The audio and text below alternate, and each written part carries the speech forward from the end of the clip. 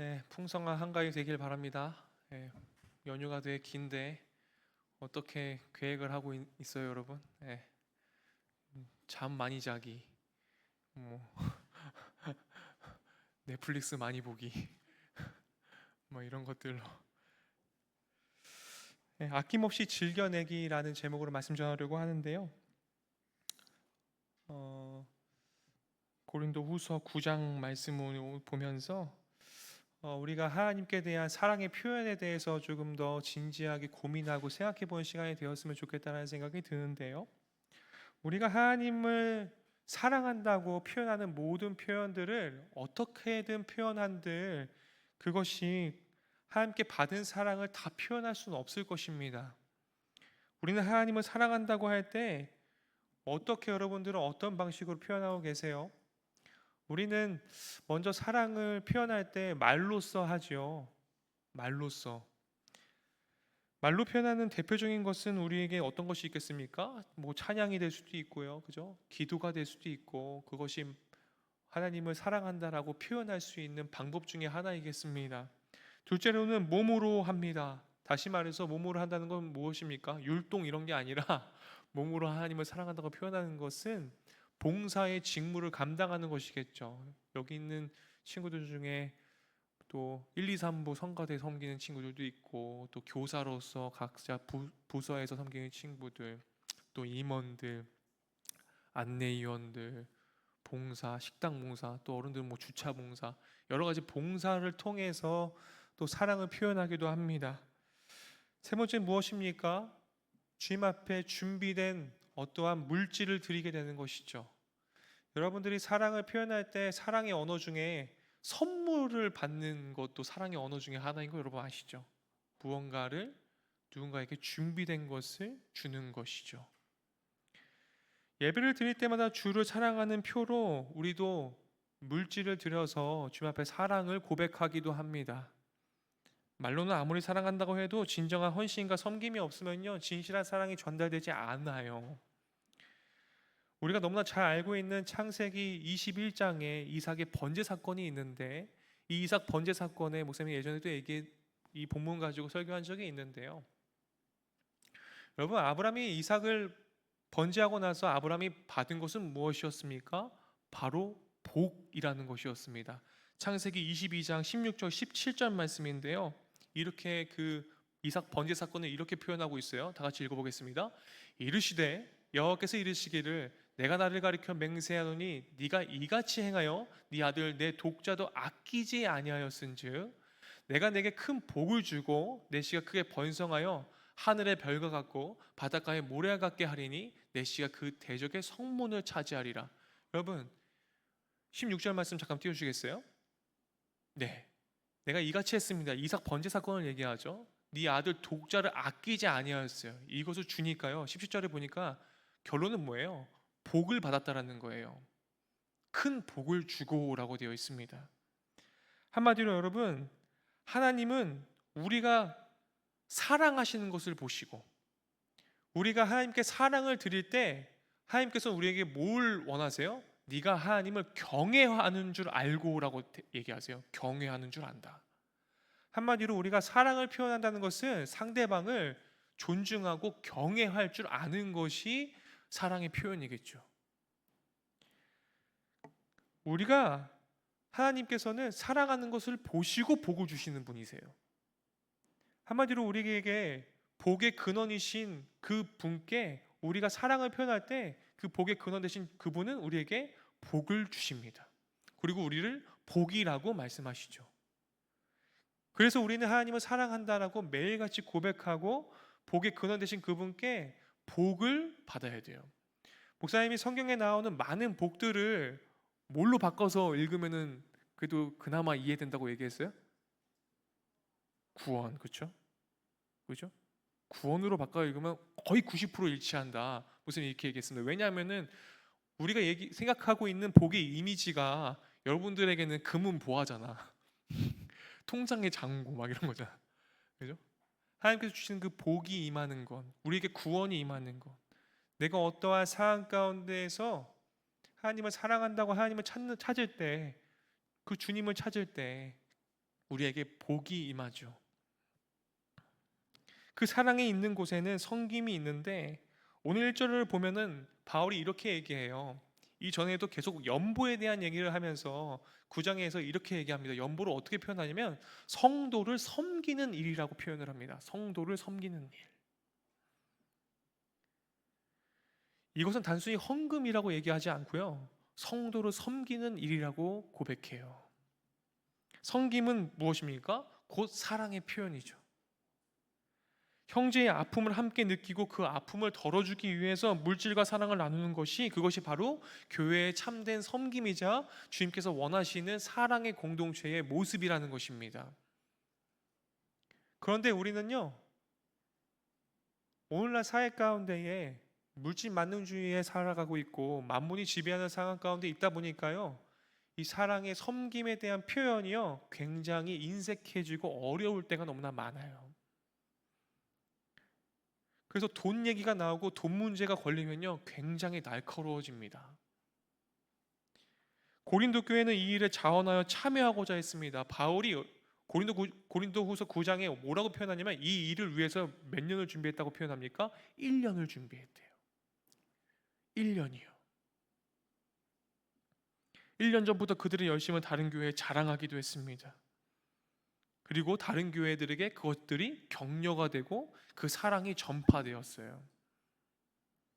선한 사랑은 반드시 선한 영향력을 낳습니다. 누군가 섬김의 이야기를 들으면요 우리 마음에도요 동참하고 싶은 마음이 생기고 사랑이 싹트고 그 사랑의 섬김을 흘려보내려고 하는 그런 시도들이 우리들에게 있게 돼요.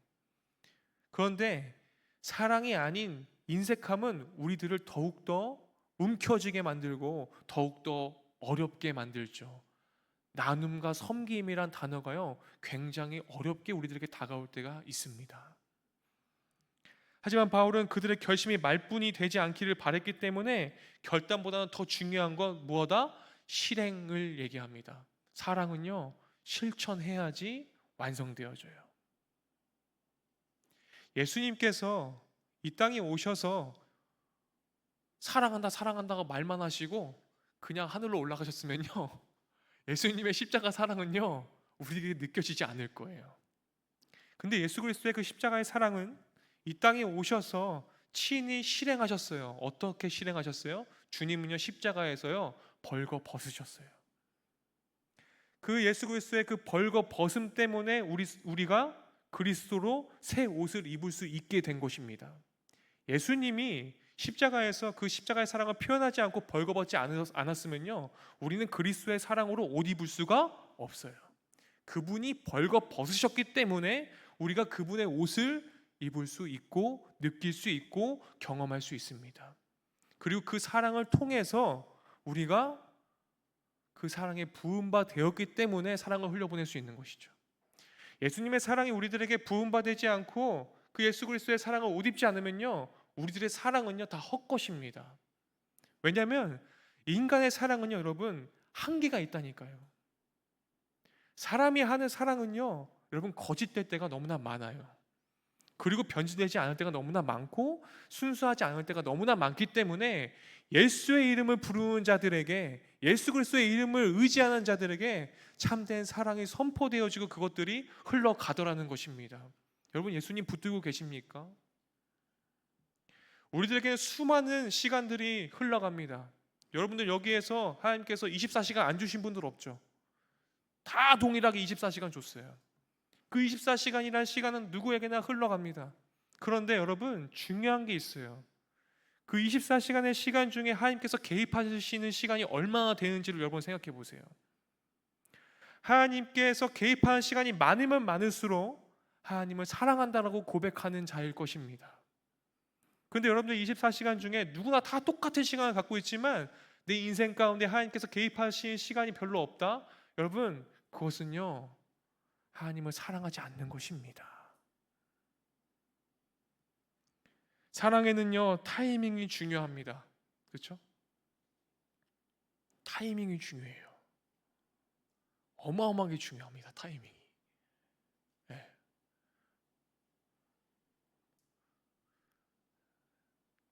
짝사랑해서 실패해 본 적 많잖아.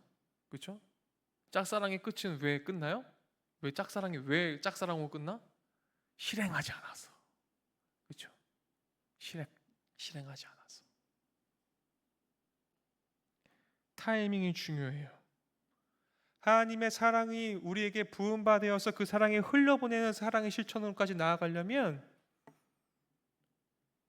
하나님의 사랑이 들어왔을 때 어떠한 돕고자 하는 마음, 그 사랑을 흘려보내고자 하는 마음을 실행하지 않게 되면요, 그 유통기한 지납니다. 네, 사랑 안 흘려보내려고 하는 마음으로 바뀌어요. 그래서 그 사랑이 부음받았을 때 목사님도 빨리빨리 실행을 해요. 네. 유통기한 지나면 막 안 하고 싶고 귀찮아지고 막 이럴 때가 있거든. 그래서 바울은요 이렇게 말합니다. 5절에 이렇게 되어 있어요. 5절 말씀 다 같이 한번 읽어볼까요? 그러므로 내가 이 형제들로 먼저 너에게 가서 너에게 전한 약속한 연보를 미리 준비하게 하도록 권면하는 것이 필요할 줄 생각하였노니 이렇게 준비하여야 찬 연보답고 뭐라고 되어 있어요? 억지가 아니라.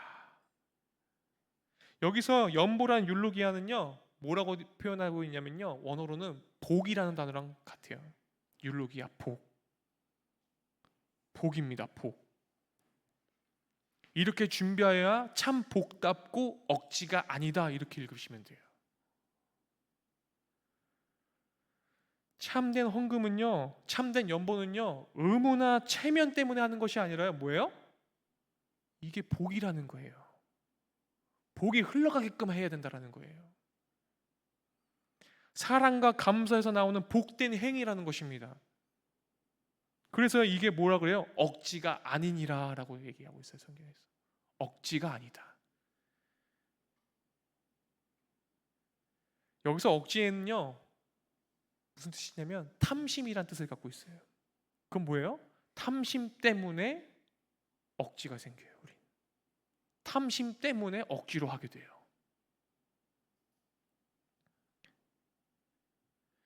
여러분, 변질된 사랑에서 얘기할 때 어떤 것들을 얘기합니까? 이렇게 무서운 사람들이 있어. 사람의 그 인간의 욕망 가운데에 갑자기 목사님 예전에도 막 그런 것도 경험했는데 어떤 커플이 있는데 걔가 헤어진 거야. 여자애가 찼어. 왜 남자애가 맨날 울고 막 이런 애가 있었어. 근데 이 남자애가 정말 좋은 여자를 만난 거야. 너무 좋은 여자를 만난 거야. 근데 이 여자애가 지가 찬 거가 후회되는 거야. 그래갖고 이 남자애를 막 쟁취하려고 막 싸우는 걸 목사님이 본 적이 있어. 이게 뭐예요? 이게 인간의 욕망이라는 거예요. 네, 이게 인간의 욕망이야. 지가 못 가지면은 막 어떻게든 막, 네, 이게 인간의 욕망이에요. 이게 억지로라도 사랑하려고 하는 마음, 이게 탐욕이죠. 정말 진짜로 사랑해서가 아니라 아까워서, 너무 탐욕스러워서, 내가 못 가지면 안 돼서. 근데 인간에게도 이러는데요, 이런 만몬의 세계 가운데에 우리가 쥐고 있는 이 물질 세계는 여러분 더하겠죠. 더하겠죠. 그래서요, 사랑은요, 목사님 따라하겠습니다. 사랑은 억지가 아니라 자발적인 것이다. 하나님은 우리의 마음을 보신다고 목사님 얘기했잖아요. 자발적인 헌신이야말로 진정한 사랑이에요. 내가 억지로 하고 있는가? 아니면 자발적인가를 생각해 보셔야 합니다.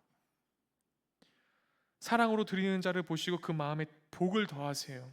그래서 바울은요, 이 구제를요 농사의 원리로 지금 비유하죠. 6절 말씀에 어떻게 비유하고 있습니까? 6절 말씀 다 같이 한번 읽어볼게요. 이것이 곧 적게 심은 자는 적게 거두고 많이 심은 자는 많이 거둔다 하는 말이로다 라고 되어 있습니다. 적게 심은 자는 적게 거두고 많이 심는 자는 많이 거둔다라는 것은요 굉장히 일반적인 표현이죠. 일반적인 표현이에요. 그런데 왜 이 바울은 사랑의 나눔이라고 얘기하는 이 구제에 대해서 왜 농사를 가지고 비유를 하고 있을까? 여러분 깊이 한번 생각해 보셨으면 좋겠어요. 목사님 말씀을 준비하면서 깊이 묵상을 했는데 여러분, 적게와 많이라는 것은요, 단순히 양의 차이를 얘기하는 것이 아닙니다. 단순한 양이 아니라 인색하게와 풍성하게라는 단어에 우리가 집중했으면 좋겠다는 생각이 들어요. 그 인색하게와 풍성하게라는 단어는 여러분 어떤 것들을 얘기하고 있습니까? 우리들의 태도와 의도를 얘기하는 거예요. 우리들의 태도와 의도요. 여러분, 사랑도요, 심는 거예요. 사랑을 심으셔야 돼요. 그런데 인색하게 사랑하면요, 여러분, 인색한 사랑의 열매가 맺혀지는 거예요. 그죠? 지금 농사로 지금 비유했잖아요. 이 사랑과 나눔을.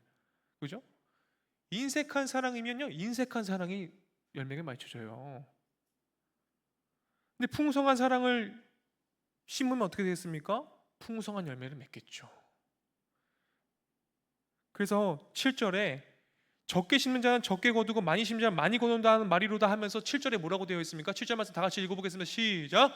각각 그 마음에 정한 대로 할 것이요 인색함으로나 억지로 하지 말지니 하나님은 즐겨내는 자를 사랑하신. 여러분, 즐겨내는 것에는 뭐가 들어가 있습니까? 자발성이 들어가 있어요.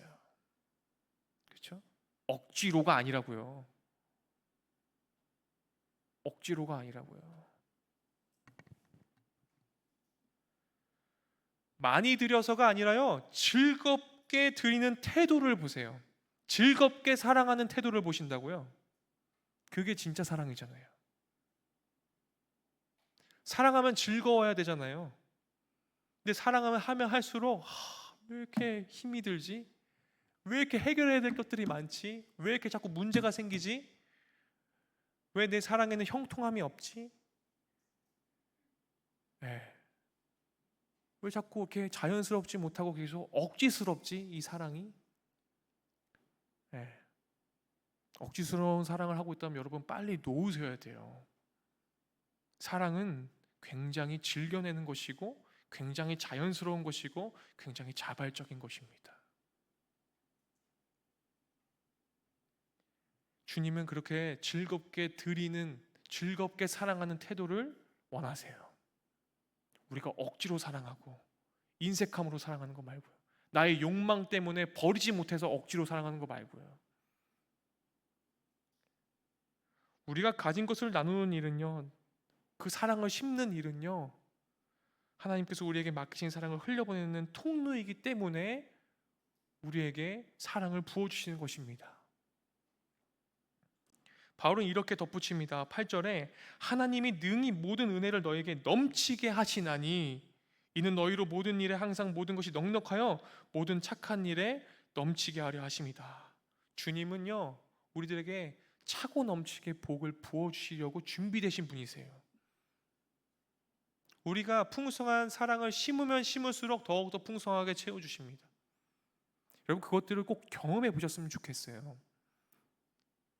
하나님께서는 관대한 사람의 마음에 은혜를 채워주시고 그가 더 나누도록, 더 사랑하도록, 더욱더 섬기도록 도와주십니다. 사랑이 있는 곳에는요, 언제나 하나님의 공급이 있습니다. 목사님 따라하겠습니다. 사랑이 있는 곳에 언제나 하나님의 공급이 있다. 여러분, 이걸 믿으셔야 돼요. 그래야지 하나님께서 나에게 사랑을 부어주시고 하나님께서 나의 모든 시간 가운데, 나의 삶 가운데 하나님께서 개입하시는 것들을 경험할 수 있죠. 내가 하나님의 살아계심을, 하나님이 나의 사랑하심을 못 느낄 때는 하나님이 나에게 개입하지 않으신다는 것인데, 여러분, 어떨 때 주님께서 개입하지 않으시겠습니까? 내가 사랑이 없을 때. 사랑이 없을 때 주님께서는 그곳에 안 계세요. 개입하실래야 개입할 수가 없어요. 왜요? 하나님은 사랑이시잖아요. 하나님은 사랑이 있는 곳에 개입하시는 분이세요. 사랑이 없는 곳에서는요, 주님께서 거하지 않으십니다. 바울은 시편 112편 9절을 인용해서 이렇게 얘기해요. 이 9절 말씀을 112편 9절 말씀으로 인용한 것인데, 시편 112편 말씀 우리 한번 읽어볼까요? 그가 재물을 흩어 빈궁한 자들에게 주었으니 그의 의가 영구히 있고 그의 뿔이 영광 중에 들리리로다. 여러분, 여기서 9절 말씀에 이렇게 되어 있죠. 기록된 바 그가 흩어 가난한 자들에게 주었으니 그가 영원토록 있느니라. 똑같은 말씀이죠. 하나님은요, 가난한 자를 돕는 사람의 행위를 지금 뭐라고 여기세요? 의로 여기세요. 의로 여겨요. 그의 의로 여깁니다. 의롭다고 여겨요. 이 세상에서 없어질 재물을 하늘의 의로 바꾸는 놀라운 은혜의 역사가 바로 뭐예요? 다른 이들에게 내가 받은 사랑을, 긍휼한 마음을 가지고 사랑으로 나누고 구제하는 것이 주님께서 보시기에 그걸 의롭다고 말씀하시는 것입니다. 그럼 여러분, 우리가 의롭다함을 받았어요. 믿음으로 의롭다함을 받았습니다. 믿었습니다. 그렇다면 우리가 의롭다고 여김을 받기 위해서는요, 사랑의 실천, 사랑의 실제가 우리들에게 있어야 된다고요. 목사님이 다시 한번 반복하지만 많이 목사님이 얘기했어요. 여러분, 믿으면 구원 받아요. 맞아요. 근데 믿음이 뭐냐고요. 예수님 믿으면, 그 사랑의 신, 사랑 자체신 하나님을 믿으면 우리는 사랑의 나눔이 이루어져요. 사랑을 실천하게 돼요. 왜요? 하나님은 사랑이시니까요. 우린 사랑의 자녀들이잖아요. 그래서 10절 11절에요, 이렇게 선포합니다. 다 같이 선포하겠습니다. 준비가 안 됐어요? 네, 도와주세요. 네, 10절 11절 다 같이 선포하겠습니다. 쉬는 자에게 씨와 먹을 양식을 주시는 이가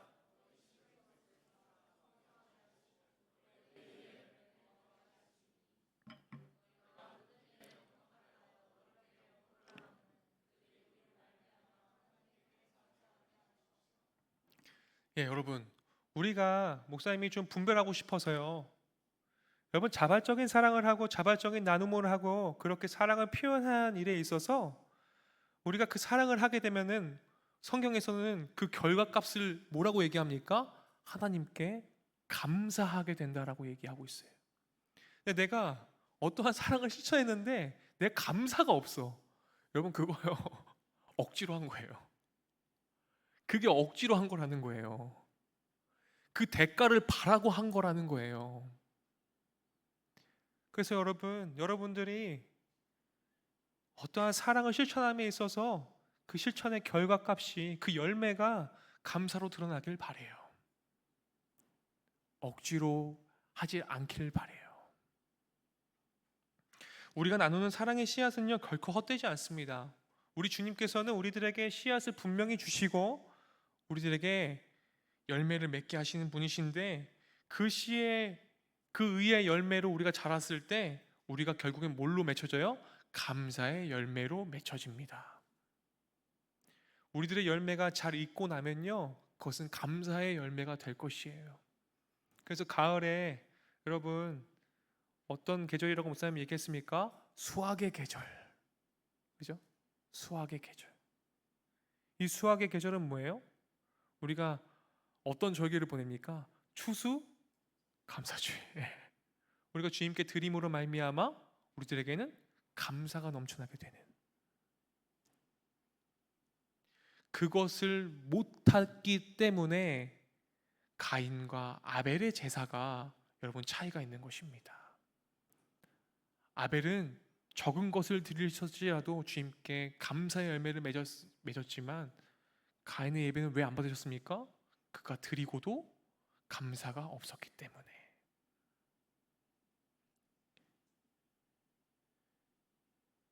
그래서 사랑은요, 감사를 낳습니다.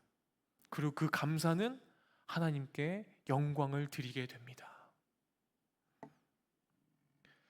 12절에 보면요, 여러분, 목사님이 서두에 우리가 하나님께 대한 사랑을 표현할 때 말로 표현하기도 하고 우리가 봉사, 몸으로 한다고 얘기했는데 12절에 몸으로 하는 사랑에 대한 부분이 나와요. 뭐라고 되어 있습니까? 봉사의 직무가 성도들의 부족한 것을 보충할 뿐 아니라 사람들이 하나님께 드리는 많은 감사로 말미암아라고 되어 있죠. 그렇죠? 우리가 교회를 섬기고 봉사하고 봉사의 직무를 감당하고 무언가를 나누고 뭔가 하는데, 여러분 목사님이 또 얘기하겠지만 여러분들 태도와 의도를 받으신다. 교사 섬기면서 오늘도 내가 유아 유치부들이랑 오늘도 어떻게 내가 이걸 버티지? 초등부 애들 소년부 애들 내가 어떻게 이거를 해야 되지? 가기 싫다 교회. 이 억지로 하게 되면 그때 뭐예요? 하나님을 사랑하는 마음이 없는 상태라는 것이죠. 그럼 뭐예요? 감사가 없는 상태라는 것이죠. 그 마음을 여러분 항상 그 마음을 요동치 아니하고 한결같이 주님 앞에 드릴 수 있어야 돼요.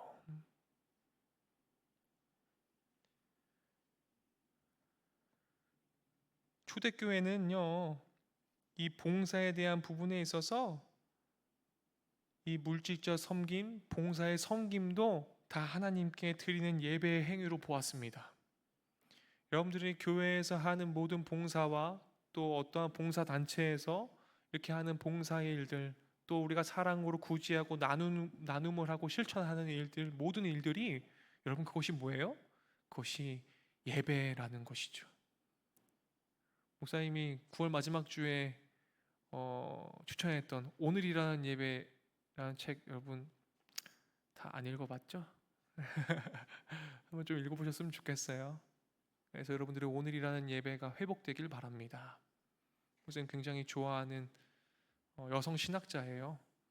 꼭 읽어보시고 굉장히 섬세하고 굉장히 좋은 예배가 어떤 것인지 보여주고 있는데, 여기서 12절에 있는 봉사는 레이투르기아라는 뜻입니다. 레이투르기아는 뭐냐면 이것도 예배의 하나의 표현이에요. 그래서 봉사가 뭐다? 봉사가 예배다 라는 것이죠. 즉 구제와 나눔은 단순한 자선이 아니라 하나님께 드리는 예배의 행위입니다. 여러분들이 봉사하는 거요, 하나님께 예배하는 것임을 잊지 않으셨으면 좋겠어요. 그래서 이 사랑의 순환이 바로 하나님 나라를 이루는 모습이라는 거예요. 그래서 오늘 여러분들에게 목사님이 말씀을 정리하면서 얘기하고 싶은 것, 여러분들의 사랑의 나눔과 실천이 모두 다 예배의 행위이기 때문에 오늘이라는 예배에 여러분 실패하지 마십시오. 오늘 하루도 나는 나의 일터에서, 나의 학교에서, 캠퍼스에서, 가정에서 내가 억지로 하는 일들이 없는가? 억지로 하는 일이 없는가? 그 억지로 인색함으로 하는 일이 없는가 꼭 살펴보시기 바랍니다. 더 나아가 바울이 이 사랑의 나눔을 통해서 이방교회, 유대교회가 하나 되는 은혜를 보았음을 증거하고 있음을 여러분 꼭 기억하십시오. 그 사랑의 나눔과 봉사라는 그 예배의 행위를 통해서 공동체가 더욱더 하나 되고 예배가 더욱더 풍성해지는 것들을 경험하게 되는 것을 우리 성경에서 볼 수 있습니다. 서로의 필요를 채워주고 서로를 향한 사랑과 기도를 나누는 것, 이것이 교회의 연합이고 사랑으로 세워지는 하나님의 모형입니다. 여러분 교회를 뭐라고 얘기합니까? 한스킹이라는 신학자는 이렇게 얘기했습니다. 교회는 하나님의 표이다 라는 것입니다. 여러분 교회가 천국입니까? 네? 교회가 하나님 나라예요? 아니에요. 네. 교회는 하나님 나라를 표현한 표일 뿐이죠. 바울은 마지막으로 이렇게 고백합니다. 15절 말씀인데요, 목사님이 얘기했죠. 사랑이 곧 의롭게 되고 그 의로움이 감사로 표현된다. 15절 말씀 다 같이 읽어보겠습니다. 이것이 우리들의 신앙 고백이었으면 좋겠는데요, 다 같이 읽어볼까요? 말할 수 없는 그의 은사로 말미암아 하나님께 감사하노라. 여기서 나오는 은사는 여러분 카리스마가 아니라 도레아라는 단어입니다. 선물이라는 것이에요. 선물. 그 선물로 말미암아 하나님께 감사한다. 어떤 선물이겠습니까? 우리에게 복 주시는 그 구원의 선물. 그 구원의 선물로 말미암아 내가 이미 구원받았기 때문에 우리는 사랑할 수 있고 사랑을 나눌 수 있고 사랑을 비로소 실천할 수 있습니다. 여러분, 많은 것들을 사랑하십시오. 아낌없이 즐겨내는 사랑이 여러분들에게 펼쳐지기를 원합니다. 억지로 인색함으로가 아니라 아낌없이 즐기십시오. 하나님은 우리가 얼마나 많이 드렸는가, 얼마나 사랑으로 드렸는가를 보십니다. 사랑은 계산하지 않고 사랑은 즐겁게 내어놓습니다. 우리가 움켜졌던 손을 펴십시오. 그리고 우리들의 마음을 베푸십시오. 그 손에 하나님께서 더 큰 은혜를 주십니다. 나눔은 잃는 것이 아니라 복이 임하는 자리입니다. 그래서 오늘 말씀을 마음에 새기며 이렇게 다짐합니다. 목사님을 따라서 한번 기도했으면 좋겠어요. 주님, 억지로가 아니라 기쁨으로, 탐심이 아니라 사랑으로, 의무가 아니라 감사로 사랑하겠습니다. 이 고백이 우리에게 넘쳐나기 원합니다. 사랑은 아까워하지 않고, 사랑은 계산하지 않고, 사랑은 기쁨으로 내어놓습니다. 우리가 주님 앞에 그렇게 아낌없이 즐겨내는 사랑으로 나아갈 때 이것이 진짜 사랑이라고 주님 가르쳐 주시고 말씀하십니다. 그때 하나님께서 말씀하시죠. 내가 네 사랑을 보았다. 네가 나를 경외하는 줄 안다. 내가 너에게 복을 준다. 아낌없이 즐겨내는 사랑, 그것이 진짜 사랑인 것을 여러분 꼭 기억하시고 그 복의 통로가 여러분들이 기꺼이 되어지시기를 간절히 축원드립니다. 여러분들은 그런 사랑의 전달자 그리고 복의 통로인 줄 믿습니다. 기도하겠습니다. 하나님, 감사합니다.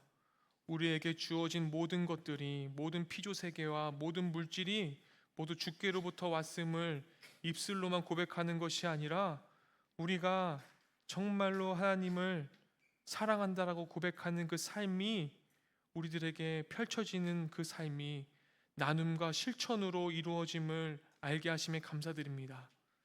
하나님, 우리가 이제 말로만 하는 사랑이 아니라, 머리로만 알고 있는 사랑이 아니라 진짜 사랑할 수 있도록 주님 도와주시고 인도하여 주시옵소서. 우리가 사랑이신 그 하나님을 믿기 때문에 우리가 그 사랑의 자녀로서 말미암아 사랑을 흘려보내는, 아낌없이 즐겨내는 그런 귀한 복된 통로 되도록 도와주십시오. 예수님의 이름으로 기도드립니다. 아멘.